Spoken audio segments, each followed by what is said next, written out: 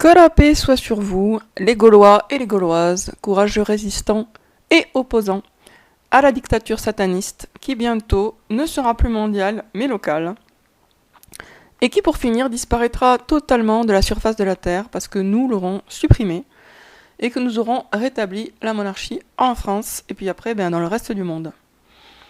Alors, je vais réagir de façon plutôt spontanée, comme souvent, à des propos du frère Mamar, Maître Mati, qui a fait donc un live à propos des femmes, on va dire, d'une façon générale. Et il donne à un moment la parole à Asma Lambaret, je crois qu'elle s'appelle. Donc c'est une musulmane féministe, érudite, même si ça le dérange, théologienne, même si ça le dérange. Enfin bon, en gros, il n'a pas envie de lui reconnaître aucun titre, alors que c'est une intellectuelle qui a certainement lu beaucoup plus que lui. Mais bon, c'est pas grave, il n'est pas motivé pour reconnaître, pour reconnaître qu'elle est la personne qu'elle est. Certainement parce qu'il y a une grosse part de jalousie. Donc, en fait, à un moment, il y a Asma Lambaret qui parle du hadith, dont Mamar a lui-même parlé plusieurs fois. Et ce qui est drôle, comique, c'est qu'elle dit finalement la même chose que lui. Mamar avait dit que ce hadith était clairement misogyne. C'est le hadith qui prétend que ce qui annule la prière, c'est le chien noir, l'âne et la femme. Donc clairement, un hadith totalement misogyne qui met la femme sur le même pied que les autres animaux, que des animaux. J'allais dire que des autres animaux parce que voilà, c'est le point de vue misogyne, c'est que la femme est un animal parmi les autres. Donc on a un hadith dont la signification misogyne est complètement évidente et toute personne qui a un minimum de bonne foi et qui n'est pas elle-même trop misogyne est capable de s'en rendre compte. Bien sûr, quelqu'un qui a un misogyne fini, ça lui pose aucun problème, donc lui il voit pas de misogynie parce que pour lui tout est normal, quoi. Et donc Asma Lambaret cite ce hadith comme un exemple de texte misogyne dans l'islam. Et alors, bizarrement, Mamar, qui lui-même avait déjà dit ça, là, pour le coup, il est plus d'accord. Donc, en fait, il est tellement lui-même misogyne, Mamar, qu'il veut bien dénoncer la misogynie des autres, mais il ne supporte pas d'être d'accord avec une femme pour dénoncer la misogynie. Donc, parfois, il se donne les gants de parler du sexisme et du statut inférieur qui est réservé aux femmes par certains hadiths pour le dénoncer, pour se poser un petit peu en protecteur, enfin, se donner le style que voilà, il est au-dessus de la mêlée. Mais en fait, il est hors de question pour lui d'être d'accord avec une femme, qui plus est avec une féministe, même si celle-ci dit exactement la même chose que lui. Donc du coup, brusquement, la misogynie de ce texte qu'il avait très bien vu avant, puisqu'il en a parlé plein de fois de ce hadith, chaque fois pour dire que effectivement c'était un texte qui mettait les femmes sur un pied d'égalité avec les animaux les plus méprisés. Donc il avait dit ça, très clairement, il a dit ça plein de fois. Je me rappelle même une fois, il avait fait une vidéo sur le sujet le jour de la journée de la femme, parce qu'il y avait un petit côté sarcastique et ironique derrière, il y avait une petite agressivité derrière. Et voilà que maintenant ce texte, il pense que ça n'a strictement rien à voir avec un mépris des femmes, et que les savants, les oulémas, sont totalement innocents de toute misogynie. Et alors il continue aussi... à un moment, donc Asma Lambaret, je crois bien que c'est son nom, j'ai un petit doute, mais je crois que c'est bien comme ça qu'elle s'appelle, parle de la bataille dite du chameau, et dit que elle a l'impression que si on appelle cette bataille la bataille du chameau, c'est pour effacer le rôle de Aïcha, rôle majeur, puisque c'était elle qui était à la tête, qui était sur le chameau en question, et qui était à la tête de cette révolte contre le calife. Et donc elle pense qu'il y a effectivement une volonté des savants d'effacer Aïcha en tant que personnage politique et en tant que général de guerre. Et alors pour lui, c'est totalement débile. En gros, alors c'est ce que dit Abderrahman, là, son fidèle disciple, ça relève de la psychiatrie. L'argument qui n'en est pas un, auquel Mamar a assez souvent recours, c'est de la psychiatrie. Qu'est-ce que ça veut dire, c'est de la psychiatrie ? Déjà, Mamar ne sait pas ce que c'est que la psychiatrie, il n'a pas étudié le sujet, donc vraiment, il parle dans le vide, quoi. Il ne sait pas du tout de quoi il parle quand il dit ça. Ensuite, ce soupçon, moi j'ai exactement le même, et je pense qu'on est nombreuses à avoir le même. Ça me paraît tout à fait, effectivement, logique et plausible que les savants aient choisi d'appeler cette bataille la bataille du chameau pour effacer le rôle de Aïcha. Et alors, Mamar dit que non, mais de toute façon, elle a joué un mauvais rôle, donc on peut rien en tirer. Bah oui, on est d'accord, elle aurait pas dû mener cette guerre, etc. Oui, tout à fait. N'empêche qu'elle l'a menée. Donc, Mamar dit qu'on ne peut rien en tirer, mais si, on peut en tirer qu'elle l'a menée cette guerre. Ça, c'est un fait. C'est un fait. Après, la façon dont on interprète ce fait, peut-être, on peut penser qu'elle a raison ou qu'elle a eu tort. Bon, clairement, elle a eu tort, hein, vu tout le contexte, elle a eu totalement tort. Mais elle a mené cette guerre. Donc, selon Mamar, on ne peut strictement rien tirer de cette information. Mais si, on peut en tirer que Aïcha a mené cette guerre. C'est un fait. Et de ce fait-là, on peut effectivement en tirer certaines conclusions sur ce dont les femmes sont capables. Puisqu'après tout, Aïcha était une femme parmi d'autres femmes. Mais bien sûr, il n'y a pas qu'Aïcha qui a mené des guerres. Et là, je reviens sur Jeanne d'Arc. Jeanne d'Arc aussi a mené des guerres. Et bien sûr, je dis bien sûr, mais bon voilà, c'est parce qu'on est dans un climat de misogynie pour les oulémas, pour les musulmans arabes, pour les arabo-musulmans lambda. Jeanne d'Arc n'était pas une envoyée de Dieu et une femme ne peut pas mener une guerre. Aïcha l'a fait. Elle a eu tort, mais tout simplement parce que elle n'était pas censée mener une guerre contre ce calife-là, tout simplement. Ça ne veut pas dire que il est interdit aux femmes de se battre. Ça ne veut pas dire ça. Ça veut dire que là, elle a eu tort. De même que si ça avait été un homme, l'homme aurait eu tort aussi. C'était pas lié à son sexe. C'est lié au fait que personne n'avait le droit à ce moment-là de s'opposer à Ali. Tout simplement. Il était légitime dans son rôle. L'histoire d'Hoffman, il allait s'en occuper un peu plus tard, etc. Donc, il n'y avait aucune légitimité à s'opposer à Ali, qu'on soit un homme ou une femme. C'est pas lié au sexe de Aïcha, le fait qu'il fallait pas s'opposer à Ali. C'était le fait qu'il fallait pas s'opposer à Ali, point barre. Donc pour Mamar est très dérangée à l'idée qu'une femme puisse avoir un pouvoir militaire, du pouvoir tout court, ça lui pose problème. Lui, il est vraiment très très motivé pour penser que les femmes n'ont pas le droit au pouvoir. J'ai tendance à penser que c'est tout simplement parce que c'est un homme qui dit ça. C'est-à-dire que c'est tout simplement une volonté d'exclure des potentielles concurrentes. C'est tout, en fait. C'est de la jalousie, quoi. C'est comme les gens qui, je sais pas moi, qui deviennent racistes parce qu'ils ont peur de perdre leur boulot.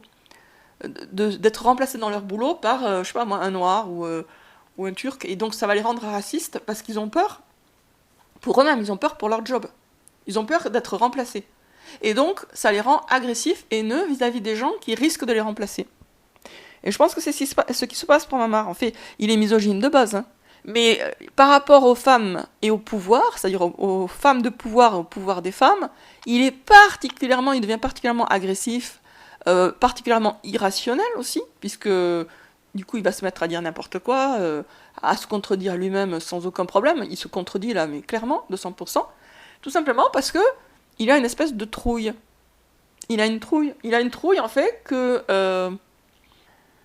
il y ait une femme qui ait plus de pouvoir que lui.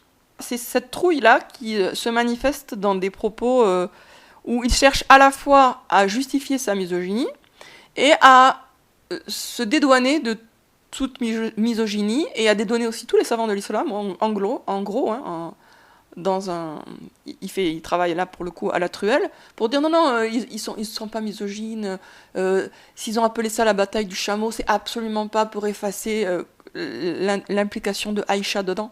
Mais si, bien sûr que si. Et c'est pas nouveau, et c'est pas exceptionnel. Pour considérer que ça n'a rien à voir avec le fait que Aïcha soit une femme, que la bataille s'appelle bataille du chameau, faut vraiment être ignorant. Mais quelqu'un qui est un peu renseigné sur toutes ces histoires, et la façon dont le féminin et les femmes ont été occultés au cours des siècles, c'est jamais qu'un grand classique. Hein. C'est pas spécifique d'ailleurs aux oulémas. Hein. Du côté occidental, on retrouve le même genre de scénario. Alors quel scénario ? Un scénario où une femme ou des femmes font quelque chose de remarquable.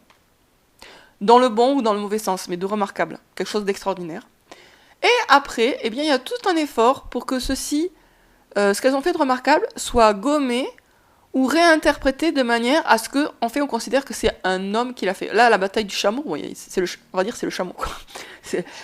La responsabilité est passée sur un animal mâle, le chameau, c'est pas la chamelle, c'est pas la bataille de la chamelle. Et là, bon, c'est entre guillemets mal fait parce que on continue, dès qu'on creuse un petit peu, on va retomber sur le nom d'Aïcha. Donc c'est juste au tout premier abord que son nom a disparu. Mais d'autres fois, c'est mieux fait. Parfois, ça va être, par exemple, je vous donne un exemple tout con, d'un autre ordre, hein. Euh, une romancière qui écrit un roman, au final c'est son mari qui signe le bouquin et qui passe pour être l'auteur du livre. C'est très classique ce genre de scénario, c'est arrivé plusieurs fois. Par exemple, Colette. Ses premiers romans ont été signés par son mari Willy, alors qu'en réalité c'est elle qui les avait écrits. Donc ça c'est un exemple. On voit une femme qui fait quelque chose, et c'est recyclé, caché, etc. Enfin, des hommes se l'approprient. Ou en tout cas cherchent au minimum à effacer l'identité féminine de celle qui a fait ce qu'elle a fait. Pourquoi ? Parce que ils sont, je sais pas, il y a une espèce de compétition, de jalousie, enfin ils sont pas suffisamment honnêtes aussi, tout simplement, pour rendre à Cléopâtre ce qui est à Cléopâtre. De la même façon qu'il faut rendre à César ce qui est à César. Mais voilà, donc cette volonté de minimiser le rôle des femmes, de considérer qu'elles n'ont rien fait ou pas grand-chose, de réécrire le passé pour les enfouir dans les oubliettes, c'est quelque chose de très classique et qui existe depuis belle lurette, je ne saurais pas dire depuis combien de siècles. Voilà, donc, et ça se retrouve en islam, comme ça se retrouve dans d'autres domaines ailleurs. Enfin, c'est très très commun et très très fréquent. Et alors là, le pauvre Abderrahman qui, franchement, n'a pas compris grand-chose à grand-chose, qui dit « Oh, elle a un problème avec les hommes », ben non, Asma Lambaret, elle n'a pas un problème avec les hommes, enfin, pas à ma connaissance. C'est juste que là, elle parle d'un truc qui existe, qui est réel, elle met en évidence une volonté d'occulter le féminin et les femmes qu'on constate chez les oulémas, les savants de l'islam, comme on le constate ailleurs. Là, pour le coup, c'est pas unique, c'est pas propre et particulier à l'islam. Cette volonté d'occulter des femmes importantes ou de minimiser leur rôle, qu'il soit positif ou négatif, c'est pas nouveau. Et c'est pas propre aux hommes musulmans. C'est un scénario récurrent dans l'histoire de l'humanité. Voilà, donc est-ce que j'ai une conclusion bien claire à fournir ? Pas vraiment, pas vraiment. En tant qu'homme et femme de bonne volonté, là je m'adresse à vous, bien sûr, pas à ma mort. En tant qu'hommes et femmes de bonne volonté, nous sommes censés unir nos forces pour renverser la dictature sataniste mondiale. Mais pour unir nos forces, on doit les unir dans l'amour de la vérité, par la vérité. C'est-à-dire que c'est la vérité qui va servir de colle, de glu à notre camp. Le camp du bien va être réuni par la vérité et l'amour de la vérité. L'amour de la vérité, c'est aussi, bien sûr, l'amour de la justice, c'est pas dissociable. La justice, c'est on peut dire une conséquence d'une certaine manière de la vérité. Donc la justice, c'est de rendre à chacun et à chacune ce qui lui revient, sa part de responsabilité, sa part de culpabilité, tout. C'est-à-dire, on est censé rendre à chacun et à chacune ce qu'on lui doit. La bataille dite du chameau, c'est effectivement la bataille de Aïcha. Il n'y a pas de chameau qui joue un rôle dans cette histoire. C'est pas comme, par exemple, le miracle de la chamelle. Donc, ce nom-là, bataille de Aïcha, bataille du chameau, n'a pas de sens. C'est c'est une espèce d'imposture. Donc, si on veut vraiment rendre à chacun ce qui est à chacun et à chacune ce qui est à chacune, il faut plutôt parler de bataille de Aïcha. Alors, on peut considérer que c'est un détail. Mais les mots que l'on utilise ont du poids, ont de la valeur, ont une importance. Et d'ailleurs, la preuve, vous voyez, la preuve, c'est un indice, mais Mamar, il arrive à s'énerver sur le fait que une musulmane féministe veuille restituer à la bataille de Aïcha son vrai nom. Et donc, la débarrasser de son faux nom qui est bataille du chameau. Moi, je trouve qu'elle a raison, parce que c'est remettre les choses à leur juste place. Ça n'a pas de sens d'appeler une bataille du chameau. En quoi c'est la bataille du chameau ? Alors si par exemple on parle de la bataille de l'éléphant, oui là ça a du sens parce que c'était l'éléphant de tête qui il attaquait la Kaaba, etc. Donc là oui c'est logique. Mais dans la bataille du chameau, le chameau il joue quel rôle ? Aucun rôle. C'est Aïcha qui joue un rôle. Et Aïcha n'est pas un chameau. Même si pour un misogyne, bien sûr, une femme c'est un chameau quoi. Ça effectivement pour un misogyne, une femme c'est un animal, une femme c'est un âne, une femme c'est un chien noir, etc. C'est pareil, quoi. C'est du même ordre. Mais pour un être humain avec un cerveau totalement opérationnel et qui n'a pas ce genre de déformation spirituelle, une femme, c'est une femme. Et la bataille dite du chameau, c'est la bataille de Aïcha. Donc, réunissons-nous dans l'amour de la vérité. La vérité, quelle qu'elle soit. De toute façon, comme l'a dit d'ailleurs Mamar, Aïcha n'a pas joué un bon rôle dans cette bataille. Mais elle a joué le premier rôle quand même. C'était pas le bon, mais c'était le premier. Donc on n'est pas en train de faire un grand éloge d'Aïcha en disant que c'est la bataille d'Aïcha. Simplement, on remet les choses en place, telles qu'elles sont. C'était effectivement la générale de cette bataille-là. Elle a eu tort de faire cette bataille, mais c'était bien elle qui était à la tête de l'armée. Donc, pourquoi aller lui voler ça ou vouloir... bon, pourquoi aussi, on le sait, hein, c'est toujours pareil, je vous dis, il y a une volonté d'occulter le féminin. Regardez dans les rêves, les interprétations des rêves.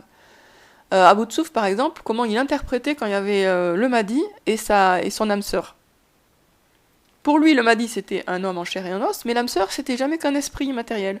Donc, alors que dans le rêve, tel qu'il était raconté, tel qu'il était traduit, clairement, on avait affaire à un homme et une femme. Donc, deux êtres en chair et en os, un homme et une femme. Et pour lui, dans son interprétation, il garde l'homme, il se débarrasse de la femme. Il la transforme en une espèce d'allégorie. Ça, c'est bien une façon d'occulter le féminin. C'est-à-dire qu'on réinterprète le texte, là c'était un rêve, pour lui faire dire autre chose que ce qu'il dit, et pour effacer la femme. S'en débarrasser d'une certaine façon. Non, c'est juste un symbole. Non, c'est juste une image. Non, mais c'est métaphysique, c'est un sens spirituel. Et donc, hop, allez, on se débarrasse de la femme. Sauf que la femme, on s'en débarrasse d'un côté, mais on peut pas s'en passer de l'autre. Oh, vous les hommes, essayez de faire des bébés sans nous. Essayez de trouver la paix, l'amour, l'apaisement, le plaisir sans nous. Ça va être dur quand même. Bon, sur ce, je vous dis à très bientôt les amis pour une prochaine vidéo.